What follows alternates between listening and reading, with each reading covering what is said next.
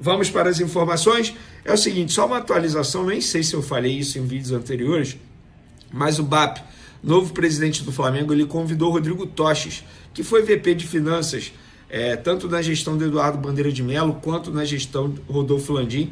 Ele convidou o Toches para ser o CEO da sua gestão, e o Toches ainda não respondeu, tá bom? O Toches está analisando por conta de família, enfim, compromissos pessoais, tem também o trabalho dele, porque ele trabalha numa empresa, enfim. Ainda não deu a resposta ao BAP, mas o BAP quer o Rodrigo Toches para ser o seu CEO. Vamos falar de Pedro, porque hoje está rolando a despedida de Adriano no Maracanã, é o Flamengo Legends, contra jogadores que passaram pela Inter de Milão, que jogaram com o Adriano na Inter de Milão. É um evento que está recheado de craques do futebol, Ronaldo Fenômeno, o Zico está lá, Romário, enfim, tem muita gente que fez história não só no futebol brasileiro, mas no futebol mundial, e o Pedro passou por lá, e na zona mista ele falou sobre a recuperação dele. Abre aspas para o atacante do Flamengo. Estou recuperando, tem 3 meses e meio desde a cirurgia. Graças a Deus está bem avançada a recuperação. Mas a gente sabe que não dá para antecipar a volta por causa da cicatrização. Estou tratando para voltar mais forte. Fecha aspas. Pedro, que tem um longo processo de recuperação ainda, foi o que ele falou aí, está adiantado, mas ainda não dá para planejar uma data, um mês de retorno para o atacante do Flamengo, que fez muita falta na reta final da temporada, ele que se lesionou em setembro em um treino pela seleção brasileira. Vamos falar agora de mercado da bola, porque hoje no Twitter voltou a bombar aí, eu confesso que eu nem sei quem noticiou isso, e se alguém noticiou, não sei se foi só boato de Twitter, quando eu falo alguém, algum jornalista, tá? Ou se foi apenas boatos entre os torcedores, a famosa Flá TT. Mas estão dizendo que o West Ham está querendo novamente o zagueiro Fabrício Bruno. Isso, até onde eu sei, não procede, pelo contrário. Apurei com pessoas que fazem parte do lado do West Ham, tá bom? Eles não estão buscando um zagueiro nesse momento, não procede, de fato eles tentaram o Fabrício Bruno, vocês sabem muito bem da história, no fim das contas o Fabrício Bruno não aceitou a proposta salarial do time inglês, mas nesse momento não tem nada novo em relação ao Fabrício Bruno. É um jogador que pode sair nessa janela de transferência? Sim, é um jogador que pode sair. A antiga gestão, quando eu falo antiga gestão, ainda é atual, né? Porque é do Rodolfo Landim, porque ainda não teve a posse, mas a gestão Rodolfo Landim pensava sim negociar o Fabrício Bruno nessa janela de transferência, caso vencesse a eleição. Obviamente, o jogador, junto com seus representantes, vai conversar com o BAP, o novo presidente do Flamengo, para tentar alinhar essas situações. Só que não tem como o jogador fazer nada, nem o empresário do jogador, porque o BAP ainda não assumiu. E não teve o processo de transição, e eu vou sempre bater nessa tecla. Não teve, porque o Rodolfo Landim não colaborou até o momento. Ele só vai fazer o processo de transição após a posse, que está marcado para o dia 18. O que é uma pena, porque é o Flamengo que está perdendo. Não é o Landim, não é o BAP que está perdendo, não é ninguém que está ganhando. É só o Flamengo que perde. Perde o quê? Perde tempo, porque poderia já estar adiantando muitas outras situações se já tivesse ocorrido o processo de transição, o que é normal, tá? Em 2018, eu lembro como se fosse hoje, o Lomba e o Eduardo Bandeira de Mello, que eram os candidatos da situação, no dia seguinte já estavam fazendo o processo de transição, se reunindo com os futuros dirigentes. Inclusive, isso precisa ser mencionado, Bruno Spindel, diretor executivo do Flamengo atualmente, da gestão Rodolfo Landim, está de férias no exterior, em Paris, na França. A pergunta que fica é, se o Rodrigo Dunst e o Landim tivessem vencido a eleição, ele estaria de férias com a família fora do Brasil? Eu duvido. Estamos no dia 15 de dezembro. Obviamente estariam trabalhando para fazer a montagem de elenco. Então fica aqui a minha crítica, que eu acho isso um absurdo.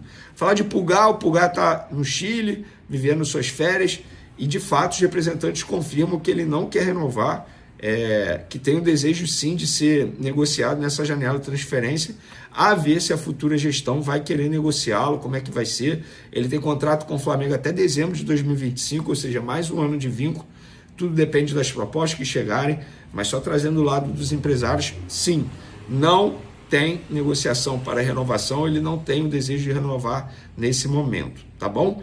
Vamos falar agora de José Boto, dirigente português que vai assumir essa responsabilidade, para mim, vai ser a maior responsabilidade da carreira dele, embora ele tenha trabalhado anos no Benfica, tenha trabalhado no Shakhtar, vários outros trabalhos bons aí, mas ele vai trabalhar no Flamengo, que é uma cobrança absurda.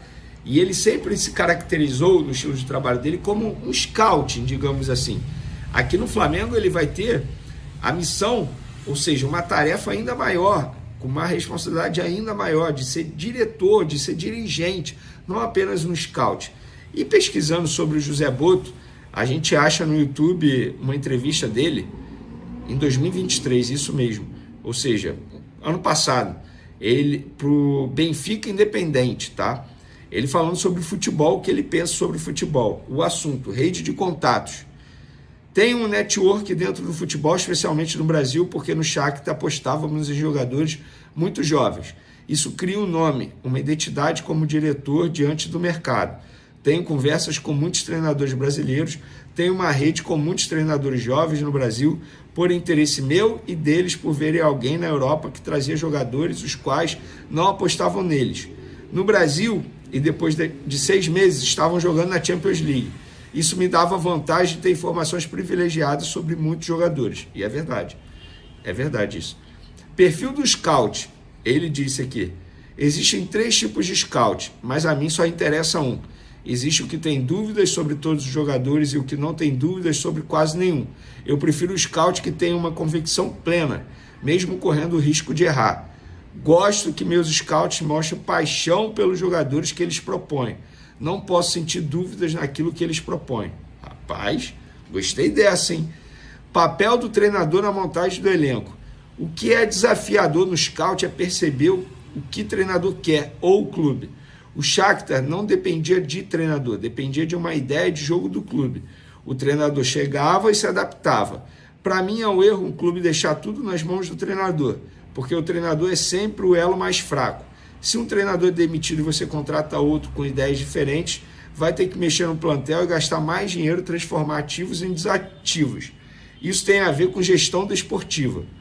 O treinador deve estar envolvido principalmente quando a forma de jogar depende do treinador. Quando você busca um treinador, tem que estudar profundamente as ideias dele e estar preparado para as exigências dele em termos de perfil de jogador. Uma coisa é eu oferecer 3 jogadores e pedir para ele escolher o preferido, mas aí ele pediu um quarto ou um quinto, isso eu não concordo, não acho que seja bom para o clube. Um bom treinador profissional do futebol moderno não tem tempo para conhecer jogador. Minha experiência diz que os jogadores que os treinadores conhecem são os que jogam no campeonato que ele está trabalhando. Eles se sentem mais confortáveis com os jogadores que eles conhecem. Ou os que a gente indica eles não conhecem ou não têm tempo para conhecer. Isso vai depender da gestão desportiva. O treinador, quando você propõe jogadores, não tem conhecimento vasto do mercado como o scout ou o gestor desportivo tem. Faz sentido total isso aqui. É aquilo que eu falo, cara. Não dá para você ficar contratando apenas porque o treinador pede. Será que esse jogador que o treinador pediu se encaixa ao estilo de jogo que o clube tem como característica? Faz total sentido isso aqui. Outro assunto, atenção com os talentos. Abre aspas. O Shakhtar chegou a ter 14 brasileiros no plantel. Uma das coisas que quis quando cheguei foi olhar para aquilo que tínhamos em casa e foi uma surpresa ver que tínhamos muito talentos na formação, como o Mudryk, que hoje está no Chelsea. No Shakhtar ainda estão o Sudakov e o Bondarenko, que podem ajudar em qualquer clube do mundo. Outro assunto, organização do departamento de scout. Isso aqui é super interessante para o Flamengo, inclusive. Existem várias formas de organizar um departamento de scout. Primeiro, o que quero? Definir um perfil de jogador, um perfil não só técnico ou tático, mas financeiro. Mas financeiro, para que eu quero um jogador, também um perfil de até onde podemos ir. Depois podemos fazer de várias formas. Definir os mercados prioritários, de 4 a 5. Um clube português, por exemplo, mais facilmente chega à Argentina, Brasil, Uruguai, Bélgica, Holanda. Aí definimos esses como os principais, o mercado A. E temos que conhecer esses mercados a fundo. Depois definimos o mercado B, que não são tão apelativos para nós e não precisamos seguir tão atentamente. Num clube português não preciso conhecer tão a fundo o mercado alemão. Não quer dizer que não olhe para esse mercado, mas olho com outros olhos. No mercado C, as informações vêm de pessoas externas e eu vou checar. Tem que estar atento e ter informações, mas não precisa acompanhar o campeonato israelita. Tem que ter informações nesses países para que elas cheguem rápido e você cheque. É verdade isso. Inclusive, o Flamengo, por exemplo, agora está explorando muito o mercado africano. E eu acho que é um bom mercado para se explorar. Eu lamento muito essa gestão do Landim não ter explorado muito o mercado sul-americano. Tem vários bons... Cara, o Rodrigo Garro, por exemplo, que hoje se destaca no Corinthians, foi oferecido várias vezes ao Flamengo. E o Flamengo nunca demonstrou interesse. E hoje está se destacando no Corinthians, para mim, sendo o principal jogador custo-benefício, tá? Para a equipe paulista. Então, esse aí é um pouco do que pensa o José Botto sobre o futebol. Eu, particularmente, estou muito animado e otimista para ver esse português trabalhando no Flamengo. Todo mundo elogia muito o trabalho do José Botto. Se vai dar certo ou não, gente, isso só o tempo dirá. Mas que o BAP está começando bem essa gestão, está sim, está mirando alto, tentou um grande profissional do Palmeiras, não conseguiu êxito, a ver se ele terá um plano B agora. E aí a gente consegue juntar muita coisa interessante para conversar. Vou começar a dar boa noite aqui para todo mundo que está aqui. Diz aqui, olha, o Anderson Carvalho. Olá, Renato, você acredita que o Flamengo pode ganhar Brasileiro e Libertadores em 2025? Ô, Anderson, isso é muito difícil. A gente sabe que isso é muito difícil, né? O Flamengo em 2019 foi o primeiro a fazer isso, no Brasileiro de verdade. O do Santos era a Taça Brasil, que acabou sendo considerada brasileiro, mas era um torneio de muito poucos jogos. E o Botafogo repetiu agora. O Botafogo com um investimento brutal e com um técnico bastante competente, o Arthur Jorge, enfim. Claro que o Botafogo de 2024 não se compara com o Flamengo de 2019. Por causa dos títulos, a gente pode até dizer, não, ganhamos o mesmo.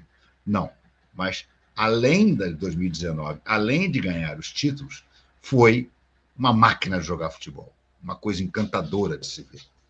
Uma revolução no futebol brasileiro. Nunca ninguém tinha jogado daquela maneira. O Botafogo de agora é um ótimo time, dá gosto de ver também, mas decididamente, um raio de um bicho aqui voando da minha... Uma abelha, sei lá que diabo é esse. Espero que não venha me picar. Mas, enfim, não é do mesmo patamar. Mas eu acho difícil, O Flamengo pode ganhar? Pode. Se o Flamengo contratar um grande centroavante, se o Flamengo, durante o ano, principalmente se vender algum jogador, souber repor bem, e se o trabalho desse José Botto for, de fato, eficiente no comando do futebol do Flamengo, o Flamengo pode, sim, pensar em ganhar os 2 títulos. Pode até pensar em ganhar a Tríplice Coroa, que é ganhar também a Copa do Brasil. Mas são coisas muito difíceis. Eu acho importante que o Flamengo, ano que vem, tem todas as condições para ganhar pelo menos um grande título. E grande título, para mim, é Copa Libertadores ou Brasileiro. A Copa do Brasil é um título legal, mas não é do tamanho do Brasileiro e da Libertadores. Esse ano foi uma espécie de prêmio de consolação, que ganhou uma importância maior pelo fato de ter sido justamente com o Felipe Luiz. O Flamengo demorou a mandar o Tite embora, demorou uma eternidade. Se tivesse trazido o Felipe Luiz mais cedo, talvez pudesse ter ganho mais do que a Copa do Brasil. Mas não interessa, o fato é que a revelação do Felipe Luiz, a confirmação de que o Felipe Luiz pode ser um grande técnico, e ele está dando todos os sinais disso, tornou a conquista da Copa do Brasil ainda mais importante. Assim, poxa, nós ganhamos a Copa do Brasil e ganhamos um grande treinador também.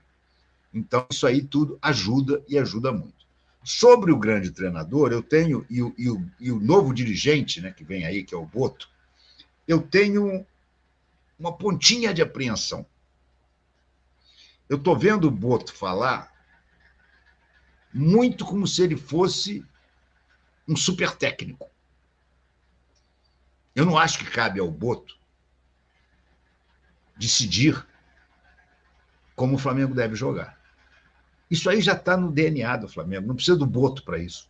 O Felipe Luiz já conhece muito isso. O Felipe Luiz já sabe que o DNA do Flamengo é exatamente o que ele está fazendo o time jogar. Sendo dono do jogo, pressionando, vertical, ataque o tempo todo. não me agrada e me preocupa um pouco a possibilidade do Boto começar a querer interferir no trabalho do Felipe Luiz. Claro que, como dirigente maior do futebol, ele pode até amanhã ou depois ficar insatisfeito com alguma coisa e até, eventualmente, recomendar ao BAP a troca de treinador. Essa é a função dele. Mas eu acho que ele deve pensar muito antes de querer criar qualquer problema com o Felipe Luiz. Primeiro, porque a torcida vai ficar do lado do Felipe Luiz, a torcida não sabe, não tem a menor ideia quem é Boto.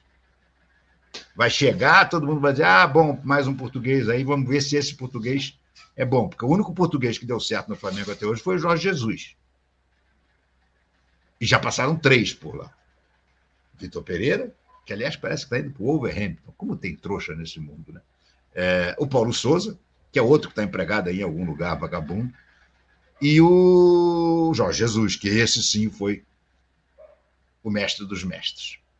Então, eu torço muito para que essa convivência seja harmoniosa. Porque o cara que é dirigente... Eu me lembro que o Leonardo andou metendo os pés pelas mãos no Milan exatamente por isso. Ele era o diretor técnico, ele começou a criticar muito as escolhas do treinador, que eu não me lembro quem era, e ele acabou assumindo o time e meteu os pés pelas mãos como técnico. Já tinha sido técnico uma vez aqui, outra lá, tá? Mas, porra, não sei, agora eu estou em dúvida se isso foi no Milan ou foi no PSG. Mas eu acho que é muito importante que o Boto, se é um cara tão competente e tão inteligente como dizem, perceba muito rapidamente todo o potencial do Felipe Luiz. E, se achar necessário, até o ajude. Mas que não se meta mais do que a função dele recomenda. Querer ser treinador do treinador geralmente dá merda. Quem foi treinador do treinador recentemente? Filipão. Diretor técnico no Atlético Paranaense, acabou técnico. Diretor técnico no Atlético Mineiro, acabou técnico. O próprio Carpegiani voltou alguns anos atrás para ser diretor técnico e acabou técnico também. Eu não gosto dessa possibilidade. Eu não gosto, decididamente não gosto dessa possibilidade. Então, eu torço muito para que o BAP saiba separar as coisas. A função principal do Boto é tornar o Flamengo um time profissional. O futebol do Flamengo ser profissional. Agora, se ele começar a querer se meter muito no trabalho do campo, eu acho que ele vai fazer merda. Essa é a minha sensação. Aliás, por falar a questão do campo, eu quero ver, por exemplo, como é que ele vai analisar a possível vinda do Paquetá. Que, naturalmente, tem muita gente que adora a ideia. Paquetá é um ótimo jogador. Não é tudo que se pensa dele, principalmente na seleção. Não acho que seja mesmo. Ele é um bom jogador. Bom jogador. Craque é outra coisa. Mas ele é um bom jogador, muito bom jogador. Mas, por exemplo, o Flamengo tem carências, na minha opinião, em posições mais importantes, principalmente centroavante. A primeira coisa que o Boto tem que fazer é arrumar um grande centroavante para o Flamengo, conversando com o Felipe Luiz. Essa, para mim, é a primeira missão. Já vi pitacos dele, entrevistas aqui, ele falando que vai ter que buscar atacante de lado de campo, porque Luiz Araújo, Plata, Bruno Henrique, Michael e Cebolinha têm mais ou menos as mesmas características.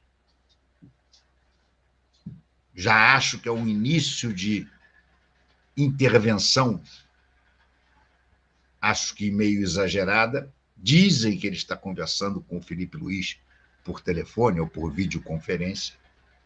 Pode ser até que essa opinião tenha vindo do Felipe Luiz. Não sei. Mas não gosto, repito, não gosto de ver diretor técnico falando em troca de jogador, em que um é igual ao outro. Isso aí ele tem que conversar com o Felipe Luiz. E sobre esse aspecto, a opinião mais importante é a do Felipe Luiz. Pode ser até que os dois acabem concordando. Não, de fato, Luiz Araújo e Plata são iguais, então a gente precisa, vamos ter que vender um e vamos trazer um diferente. O Flamengo, por exemplo, tem milhares de jogadores, seus pontas todos jogam de pé trocado. Eu sempre achei isso aí uma coisa meio complicada. Você só ter jogador de pé trocado, ou seja, o cara só corta para dentro e chuta, ou corta para dentro e passa. Poucas vezes vai à linha de fundo, porque na linha de fundo ele chega com o pé errado. O Michael, quando joga na direita, ele chega com o pé certo para cruzar. Aliás, o Jorge Jesus colocou o Michael de ponta direita. O Michael fez muito sucesso lá com ponta direita. Porque o Mister entendeu em determinado momento que era melhor ter o Michael um ponta com o pé certo do lado direito. Mas todos os nossos jogam com o pé trocado. Plata joga na direita com o pé trocado, Luiz Araújo joga na direita com o pé trocado, Bruno Henrique joga na esquerda com o pé trocado, Cebolinha joga na esquerda com o pé trocado e Michael joga na esquerda com o pé trocado. Embora ainda possa jogar na direita. Mas você diz assim, você vê a diferença. Bota o Bruno Henrique na direita e vê como a atuação dele, o rendimento dele desaba. O Bruno Henrique se acostumou e se fez jogando na esquerda, de pé trocado. Mas aí talvez o que ele esteja querendo dizer é exatamente isso. Nós temos todos os jogadores com a mesma característica, todos jogam de pé trocado. Talvez ele esteja certo em dizer o seguinte, olha, vamos trazer atacantes de lado de campo que joguem com o pé certo, para ir à linha de fundo e cruzar para trás. Pode ser que seja. Mas, insisto, tudo isso, para mim, tem que passar pelo Felipe Luiz. Eu tenho medo, tenho um pouco de medo de como vai ser essa relação. Eu acho que no início, claro, vai todo mundo estar de luvas de pelica, tá? Mas com o desenrolar, eu espero que mantenham um bom relacionamento. E mais do que isso, que seja uma relação proveitosa para os dois lados. Porque, insisto, o diretor técnico pode ser ótimo, mas quem tem que mandar no campo é o treinador. Se o diretor técnico começar a dar palpite em escalação, a coisa vai desandar. Vai desandar, ainda mais com o Felipe Luiz, que nós sabemos que tem uma personalidade forte, que não é de aceitar imposição de ninguém. John Testor está armando suas artimanhas para impedir que Lucas Paquetá volte ao Flamengo, tentando puxar o craque para o Botafogo em 2025. Segundo o jornal britânico The Sun, o gringo quer convencer o West Ham a trocar Paquetá por Igor Jesus. Mas, cá entre nós, alguém realmente acredita que o coração de Paquetá baterá por outro time além do Mengão? A resposta é simples: nunca. O Paquetá já deixou bem claro, o desejo dele é vestir de novo o manto sagrado. Esse cara foi forjado na Gávea, sentiu o maracá pulsando e levantou a arquibancada com gols e jogadas mágicas. Ele é cria, é sangue rubro-negro. Essa história de Botafogo é só fumaça. Ele sabe onde é a casa dele e, sinceramente, o Flamengo é o único lugar onde ele pode renascer e retomar a carreira com a força que merece. Paquetá está passando por um momento complicado lá na Inglaterra, é verdade.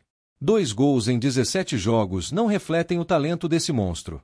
As acusações de manipulação de resultados tiraram um pouco do brilho dele, mas aqui no Flamengo, o cara tem tudo para reencontrar o seu melhor futebol. Quem viu ele crescer com o manto sabe, basta pisar no Maracanã lotado, ouvir aquela nação cantando, que a mágica acontece. John Testor pode tentar o que quiser, mas ninguém rouba a paixão de um jogador que nasceu para jogar no Mengão. Quando a bola rolar e Paquetá ouvir a torcida gritando o nome dele, todo esse papo de troca por Igor Jesus vai parecer uma piada. Aliás, com todo respeito ao Botafogo, mas não dá para competir com o Flamengo em história, em camisa e, principalmente, em amor ao futebol. O Flamengo tentou trazer Paquetá na última janela, mas os ingleses não quiseram conversa. Agora, com um cenário diferente e a vontade do craque de voltar, a chance é real. Esse retorno tem que acontecer. Seria o reencontro de um ídolo com a nação que o fez brilhar. E olha só, Paquetá voltando ao Mengão vai ser aquela motivação extra para atropelarmos geral em 2025. John Testor, desiste. Aqui é Flamengo, aqui é raça, amor e paixão. Paquetá é nosso, e essa novela tem que terminar com ele vestindo novamente o manto sagrado e enchendo a rede de gols. Nação, se prepara, porque o garoto de ouro da Gávea está voltando.